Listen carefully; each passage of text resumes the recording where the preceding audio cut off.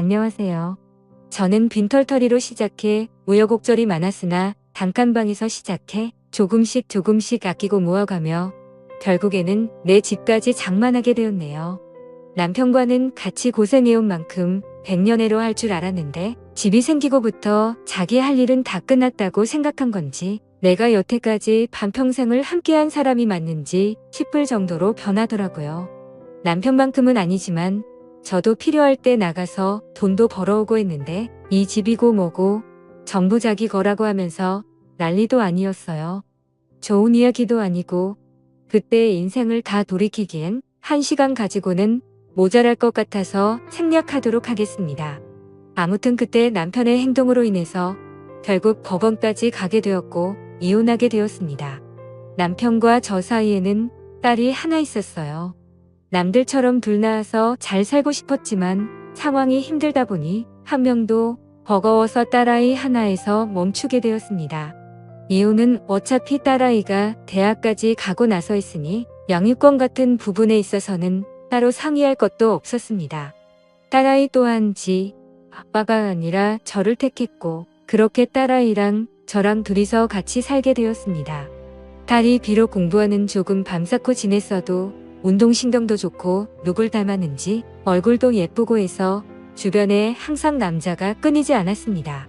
대학교 들어가고부터는 자기가 누굴 만나고 있는지 남자친구라며 엄마인 저에게 전부 다 소개를 시켜줬지요. 딸아이가 남자 보는 눈이 형편이 없더라고요. 앞길 창창한 잘 배운 사람들은 애초에 관심도 없었던 것 같습니다. 저도 대학을 나오지 않았으니 대학 이 인생의 전부라고 생각하지는 않아요. 대학교 나오지 않아도 열심히 잘 사는 사람들 많은데 딸이 연애한답시고 골라오는 남자들은 하나같이 왜 그 모양인지 싶더군요. 문신 같은 건 대체 어디서 하는지 그나마 남자친구라고 데려온 사람 중에 마음에 차는 사람들 몇 명은 그나마도 문신이 옷에 가려져서 있는지 없는지도 모르는 사람들이었습니다. 그래도 어린 나이니 결혼까지는 하지 않겠지 싶었는데 다행인 건지 불행인 건지 작은 일에도 쉽게 실증을 내는 딸아이는 남자친구한테도 쉽게 실증을 내더라고요. 문제는 우리 딸이 다른 건 다 쉬워도 연애만큼은 쉬는 적이 없었어요. 어제 남자친구라고 저한테 누굴 소개하면 다음날에 다른 남자가 또 남자친구라며 저한테 소개하는 적도 있었습니다. 모두 몇 명이었는지 물어보신다면 제 기억에 남는 사람들만 더해도 제 손과 발을 다 합쳐도 헤아릴 수 없을 정도로 많았습니다. 그런데 말했다시피 우리 딸이 만나는 남자들 수준이 대부분 그렇다 보니 솔직히 걱정이 더 되더라고요. 연애야 자유롭게 할 수 있지만 그래도 결혼만큼은 안정적인 직장을 가진 사람이랑 하거나 적어도 해코지만큼은 하지 않을 만한 사람을 만났으면 싶었거든요. 연애관이 쉽게 바뀌지는 않았는데 그래도 우리 딸이 어디서 본 건 있는지 연애랑 결혼은 따로 생각하고 있으니 걱정 말라고 했어요. 따로 취직도 안 하고 그러고 있는데 이번에는 남자친구가 아니라 결혼 상대를 소개시켜준다고 저를 불러내더라고요. 일도 안 하고 어디서 저런 사람을 물어왔는지 여태껏 소개받은 사람들하고는 전혀 다르게 멀쩡한 사람이었습니다. 정신머리도 똑바로 박혀있는 듯했고 직장도 제법 이름 있는 대기업을 다니고 있는 사람이었어요. 당연히 문신도 없었고 말입니다. 그동안 딸이 어떤 남자들만 골라서 만나왔는지 알고 있었기 때문에 결혼 상대라고 데려온 사위를 처음 봤을 때는 안도감도 들고 한편으로 너무 기쁘기까지 했습니다. 다만 문제가 있었으니 사위가 직장도 안정적이고 다 좋지만 따로 가족이 없는 사람이었어요. 스스로의 힘만으로 저렇게 성공했으니 높이 쳐줄 부분이 있는 건 인정하지만 결혼하기에 당장 직장 말고는 아무것도 없었답니다.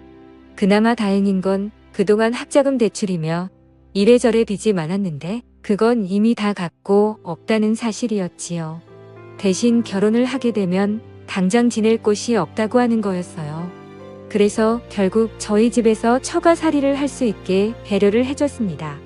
사위가 힘들게 자라왔지만 예의가 참 바르더라고요. 사실 제가 집을 팔아서라도 살 곳을 마련해주는 방법도 있었겠지만 사위는 처가살이하는데 실은 내색 따로 하지 않고 같이 사는 동안에도 저한테도 참 잘했어요. 자기한테 없던 부모나 마찬가지라며 그만큼 저에게 효도하겠다더군요. 이렇게 좋은 남자를 만날 줄 알면서 딸아이는 그동안 뭐하러 그런 놈들을 안 나온 건지 싶었습니다. 아무튼 딸아이도 결혼을 했고 집에서 나간다면 조금 외로웠겠지만 처가살이를 하게 되면서 제 품에 끼고 살게 되니 그거 하나만은 좋더군요. 거기에 사위가 저한테 점수 따겠다고 집안일도 힘써야 하는 일들이나 설거지 같은 건 알아서 척척하기 때문에 저도 많이 편해졌습니다. 남편과는 그렇게 헤어지게 되었지만 그래도 지금 상황이 주변에 자랑하고 다닐 만한 정도라는 생각이 들었고 딸내외가 내 집에 들어와 살며 있는 동안은 정말 매일이 행복했습니다. 그 순간을 목격하기 전까지는 말이죠.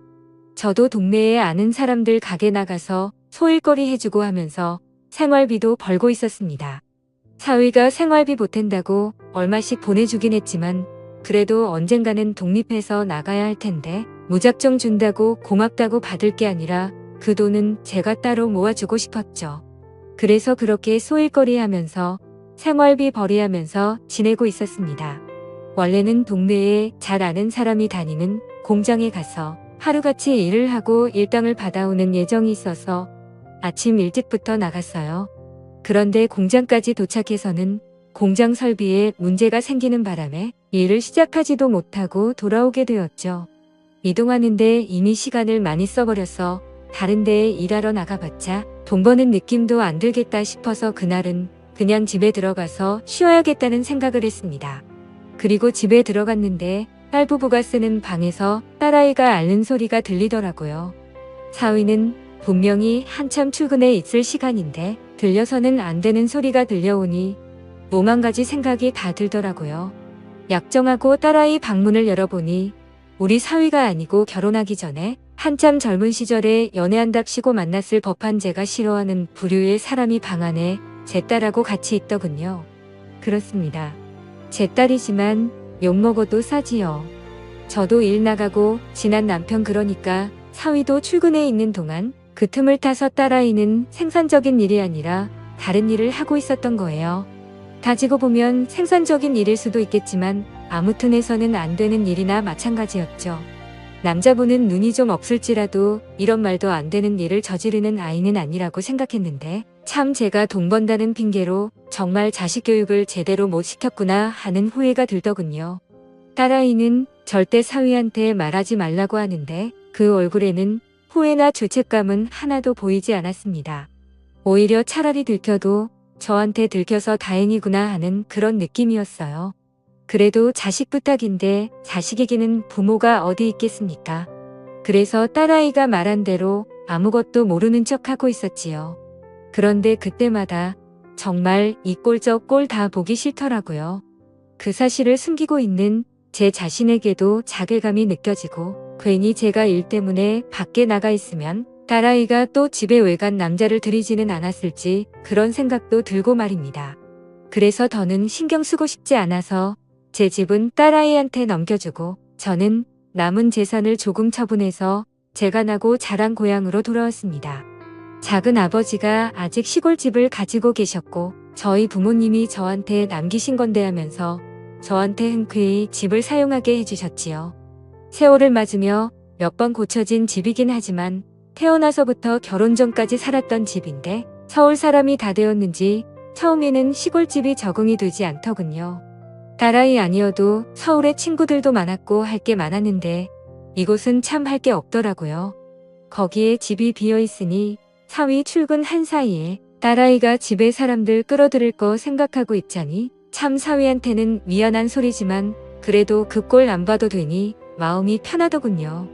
한편으로는 딸아이가 저한테 들켰음에도 불구하고 제가 이제는 아예 집을 나가버렸으니 오히려 맘 놓고 외간 남자들을 집에 들이지 않을까 하는 걱정도 들었고요.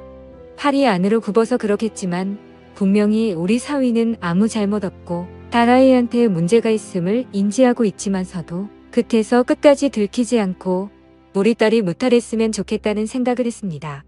그렇게 1년을 떨어져 살았는데 명절이고 생일이고 한 번을 찾아오지 않더군요. 그나마 사위는 저한테 먼저 전화라도 합니다. 왜 안 오는지 이유를 물어보면 일이 바빠서라고 대답을 했는데 딸아이랑 통화해보면 왜 안 오는지 그 이유는 사위가 아니라 딸한테 있었어요. 왜 이사를 가도 그렇게 멀리 떨어진 시골로 가버린 거냐면서 남편이랑 한 차에 타고 오래 있기 싫다고 하면서 그냥 명절 때는 안 가겠다 하더군요. 제 딸이지만 그때부터는 저도 정이 떨어지기 시작했습니다. 그리고 그 말을 듣자 하니 아직도 딸아이는 정신 차린 게 아니고 사위와는 멀게 지내고 있는 듯 싶더라고요. 걱정도 잠시였고 저도 시골 생활에 다시 적응하면서 있고 살았고 다른 사람도 아니고 제 자식이 저한테 소홀해지니 역시 자식한테 매달려가며 잘해주고 싶은 생각이 사라지더라고요. 그래서 그렇게 모르는 사람인 척 한참 지냈습니다. 그러던 어느 날이었는데 사위한테 연락이 왔어요. 지금 그쪽으로 내려가는 중이라고 해요. 명절도 아니고 내 생일도 아닌데 무슨 일로 오는가 싶었는데 사위가 다른 게 아니고 자기 혼자 가고 있는 중이라고 하더군요. 무슨 일로 오냐고 물으니 회사 출장이 잡혔는데 같은 지역이라서 그래서 간만에 숙소 안 잡고 장모님과 같이 저녁 식사라도 해야겠다며 찾아오는 겁니다. 음식은 제가 서울 살 때 엄청 좋아해서 일주일에 한 번씩은 꼭 가던 국밥집이 있었는데 그게 생각나실까봐 포장해서 가지고 오는 중이니 밥도 차릴 필요 없다 하더군요. 내 자식이 나한테 이렇게 소홀한데 신경 써주는 사위 마음 씀씀이가 너무 좋더라고 합니다. 아무리 회사 일로 출장을 왔다고 하지만 여기는 도심에서도 많이 떨어진 시골 동네인데 그 끝내 숙소 안 잡고 저희 집으로 오겠다는 거잖아요.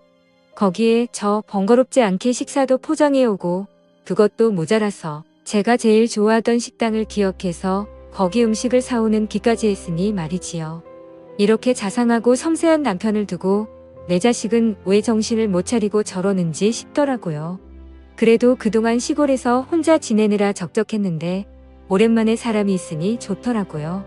결혼하면 다들 편해져서 살이 좀 찐다는데 사위는 어때 살이 더 빠진 것 같다고 물으니 그냥 쓴 웃음만 짓고 아무 대답도 없더라고요.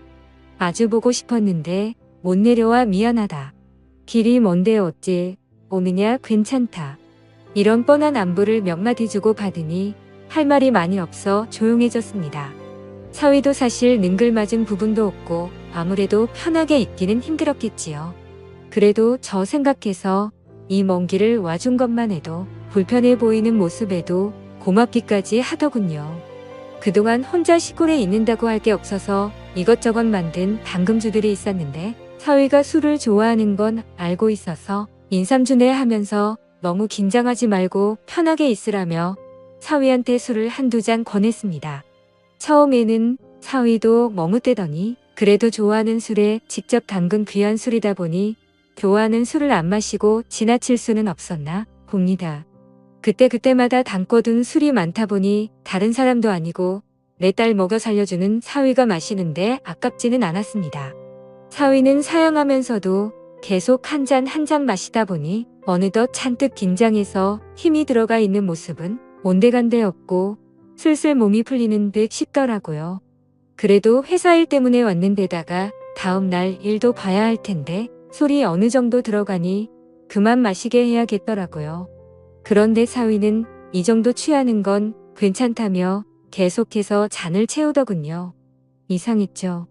같이 한 집에 살던 시절에도 술을 그렇게 좋아하지만 제 앞에서 취한 모습 보일 수 없다며 회식같이 술을 피할 수 없는 자리에 나가더라도 항상 절제하던 사위였는데 혀가 꼬부라질 때까지 자기는 술 세다고 괜찮다고 하면서 계속해서 마시고 있었으니 말이죠.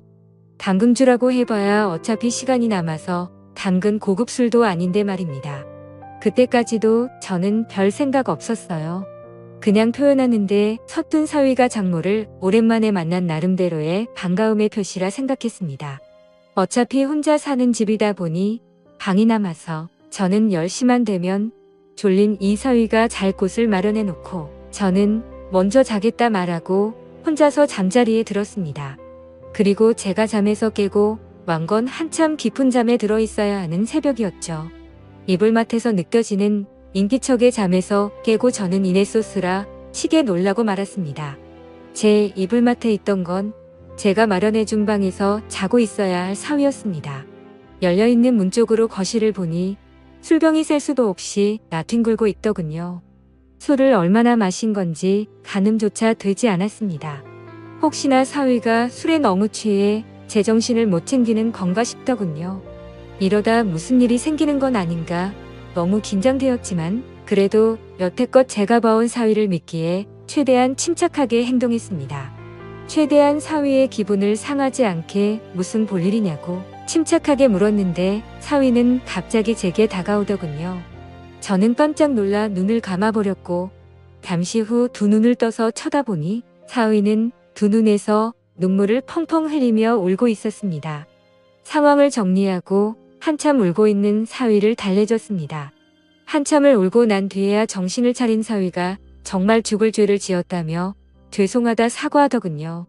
이내 그러니까 제 딸이 다른 사람을 만나고 있던 현장을 목격해버렸다 합니다. 그리고 그 충격을 견딜 수가 없어 한동안 방황했고 회사에는 잠시간 장기 휴가 요청을 해서 일을 안 하고 집에만 있었다고 하더군요. 일에만 매달려서 가정을 지키지 못했다 생각했고 제 자식의 잘못을 눈 감아주고 자기 탓으로 생각하려 했다고 합니다. 그리고 그 휴가 기간 동안 여행도 다니고 하면서 일하느라 손에 놓고 있었던 가정을 지키고자 여러 가지 계획을 세웠다고요. 하지만 제 딸 아이는 오히려 남편이 집에 있으니 자유를 억압당한다 생각했고 매일같이 부부싸움을 했다고 하네요. 그러다 어제 크게 싸우고 나서 홧김에 집을 나와버렸다 합니다. 사과하려고 집에 들어갔더니 제 딸 아이는 그새를 못 참고 남자친구를 집에 들인 상태였고 그 상황을 목격한 사위는 그 길로 다시 집을 나와버렸던 거였고요. 저를 찾아온 것이 처음에는 복수할 요량이었다고 합니다. 자기에게 상처를 줬으니 제 자식에게 하나뿐인 가족인 저에게 풀 생각이었다네요.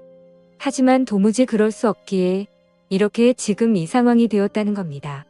저는 다른 말은 하지 못했고 이야기를 하며 당장이라도 다시 눈물을 터뜨릴 것만 같은 사위를 안아줬습니다. 그리고 저도 사과했어요.